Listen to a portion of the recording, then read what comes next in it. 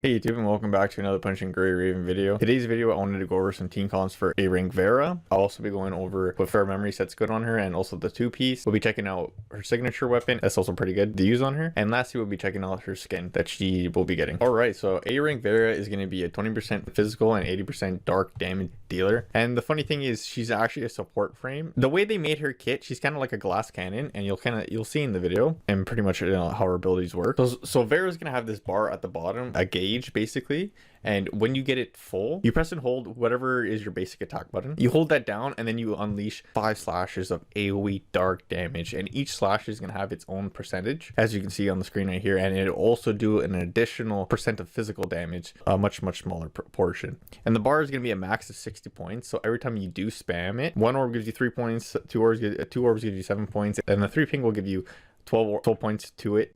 And when you do release the ability, you lose 12 points, but you also gain 6 back. So it kind of feeds into itself. Like, trust me, Vera is stupid fun to play with because of this whole how her gauge works, and she's really strong. For her blue orb, you perform a short dash attack dealing a percent of physical damage, and when you hit people, you do end up marking the target for a percentage of AoE dark damage, plus members within an area around her, they're healed a percentage of Vera's attack. So because you want to jack up as much attack as she can, because she'll also heal with that attack portion, plus she's doing more damage because she's getting more attack. And as it says on the screen right here, only 1 mark can exist at a time. And for Vera's QTE, she'll jump in and do an AoE percentage of dark damage, also applying a field to the ground that heals allies that are inside of it for a percentage of Vera's attack. And for 5 seconds, they do gain buff called Dark Radiation, which increases their dark damage. You kind of see how she's already starting to be really good for the dark team as their healer. And going over her ultimate, she releases a dark field around her for 6 seconds that does a good portion of AoE dark damage, also healing with her within the field, plus doing some tick damage over time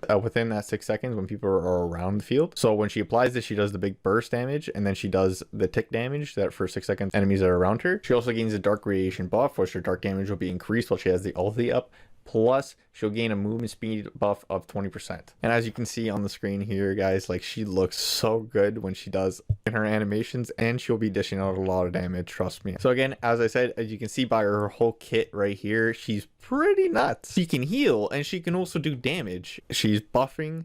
I love this character. She's, again, my favorite character in the game. For S rank, I'm still not fully decided on my favorite one, but I'm still leaning towards the Vera S rank, but I haven't personally got to try her. So there is that, in that opinion. Alpha's pretty up there though, I won't lie. And for the team comp that is really good for Vera, you can probably already guess, is the Dark Team. And the Dark Team for Vera will consist of, you'll have the A-Rank Vera on the team, you'll have Dark Watanabe, and you'll also have S Kamui if you manage to pull him. If you don't have S Kamui, it's okay. You can use pretty much whatever other tank you really wanted to, because Vera can enable a lot of buffering for dark damage. That's really nice in that sense. But if you were able to acquire S Kamui, then really good. He's really good for the Dark Team, and you can use him to do some dark shred as well when for his QTE. And obviously we'll have Watanabe on the team to be the main DPS on the team, because that's pretty much all he does is DPS. Vera will be able to do all the healing plus buffering, and she was able to do some sub DPS if you wanted to. You can still build her out to do full DPS, which I will show you later in the video. And this will be kind of the dark team that you'll have when Vera comes out, and for a little bit on until some other units come out, as like S rank Luna, because she's going to take over Watanabe's slot as the main DPS. And for your tank slot in the future, when 21 comes out, that's actually her name, when she comes out, you can actually put her onto the tank slot. You actually get rid of Kamui, or you can keep Kamui if you really wanted to. Or if you never had Kamui, you can just use her, because she'll be an A rank. And also, might I add, 21 is pretty nuts. She does a lot for a tank, and I mean a lot, a stupid amount. But that I'll get into a dedicated video just towards her. And yeah, that will be pretty much all that will consist of who's going to be on the dark teams for now. This is going to be all units you're going to use for dark teams. You can see Vera is going to be really important because she's the only dark healer, and she's going to be a really good dark healer. I don't doubt there might be a better dark healer, you know, power creeping games. There'll be a better dark healer maybe in the future. But Vera's going to be the dark healer that you're going to want to use and obviously build out. For the memory set you're going to want to use for a pure support version of Vera, a 4-piece set of Da Vinci and a 2-piece set of the Guinevere set. And as for the Da Vinci set, the 2-piece, and for the 4-piece, As I've said a lot of times in a lot of my videos, when QTE is triggered, a construct on the field gains a 10% attack increase and a 20% defense increase for up to 8 seconds. And for the 4-piece of the Da Vinci, how it works, when QTE is triggered, triggers another construct QTE on an 8-second cooldown. And if there's 3 constructs on the field, you gain a 20% attack increase. And plus, fun fact, I don't know if a lot of you noticed this, when you're using the Da Vinci set, you're able to trigger another character's QTE when their QTE is already replenished. So it's kind of funny in that way. And again, that will be the 4-piece set for the pure support. And for the 2-piece set, the Guinevere, heals for 10% more. Increases your elemental damage and plus your resistance of the healed target for 5 seconds on an 8-second cooldown. For the Resonance, you're going to want to run all attack. As much attack as you can get, attack on everything, and that's going to be everything you're looking at for a pure support Vera. And for the 4-piece DPS set for Vera, that'll be the Bathalon set, which for the 2-piece gives you a 3% increase to all attacks and a 7% increase to dark damage. But when you have the 4-piece set on, when dealing damage, there's a 20% chance to summon a dark area. That dark area will dissipate after 5 seconds on a 5-second cooldown. Enemies standing within that phantom area will be inflicted with the corrosion debuff that will apply damage over time. Enemies affected with that corrosion will take 80% dark damage every 2 seconds, having reduced dark resistance as well. And when you're also attacking those enemies that have the corrosion debuff on them, there's a 20% chance to gain an additional single orb, or random orb basically. And this effect has a 20% cooldown, which is okay. And you can see how this set is pretty much the main DPS dark set in the game. It shreds, honestly. Like on Dark Watanbe, it's nuts. And that's gonna be the 4-piece memory set you're gonna run on your pure DPS Vera, which again, I like to say pure DPS Vera, but her whole kit, she does healing. She just insane. She's glass cannon. I love her. But yeah, and for the 2-piece, you're gonna be wanting to run the Kati set for the 2-piece because gains 20% more energy when pinging on an orb, plus signature move requires 20% less energy. So instead of having 100% energy requirement to activate Vera's ult, you can activate it on an 80% energy cost, plus being able to get energy a lot faster, having the 2-piece Cody set on. And for the Resonance onto the main DPS set for Vera, would be 6 attack if you can roll that, and also 6 core if you're able to acquire that as well. And that's pretty much going to consist of all the memory sets you're going to want to run on your dark DPS Vera. Vera, there's a lot of different combinations you can do with her for this character in the game. It's pretty nuts, and again, that's one thing why I really like this character. You can run the 4-piece Fredericks, you can also run a 2-piece Darwin on her. You can also run a 4-piece Cody. There's so many different kind of combinations you can use. So you'll probably see a lot of them out on the internet. Personally, this is how I'm going to be building her DPS set. I also want to note it while I'm kind of on this little spiel. As I showed her on her kit, a lot of her damage is going to be coming from AoE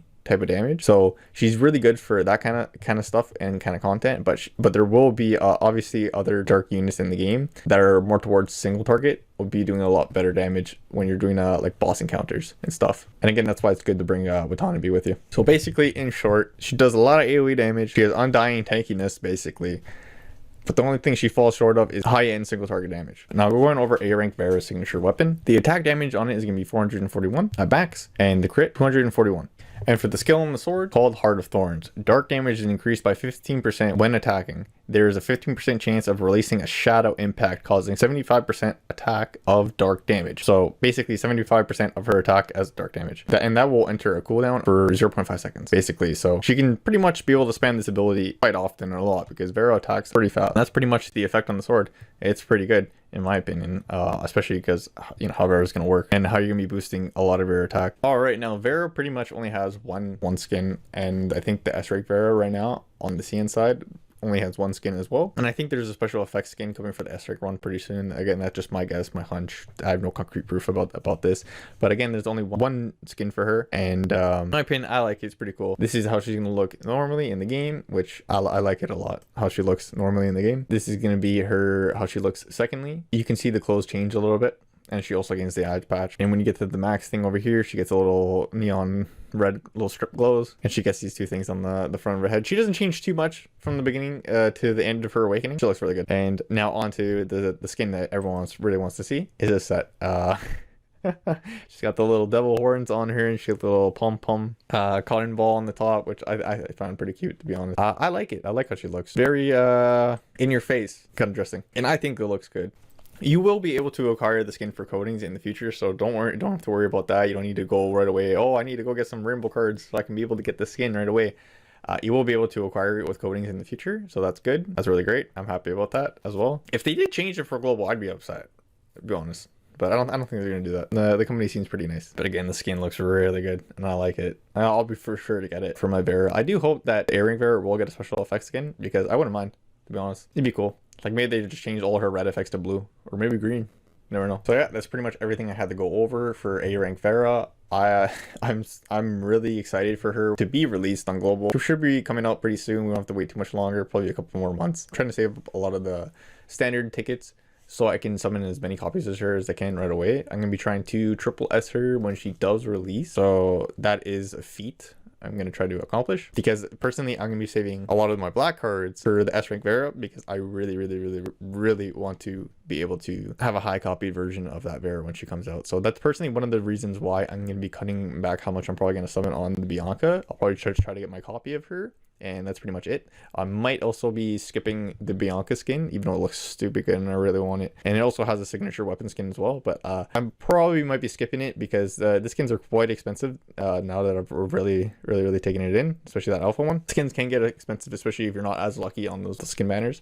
So I would really want to save that IRL cash, obviously, for a Vera, because I really like Vera supporting it. I hope you guys enjoyed the video. I found it informative. And if you also came in to hang out, I do appreciate that. So leaving a like and subscribe would be greatly appreciated, and that would help out the channel a lot. All in all, that's pretty much all of it. I hope you guys have a good day, and I'll see all you in the next Punching Gray video. Peace.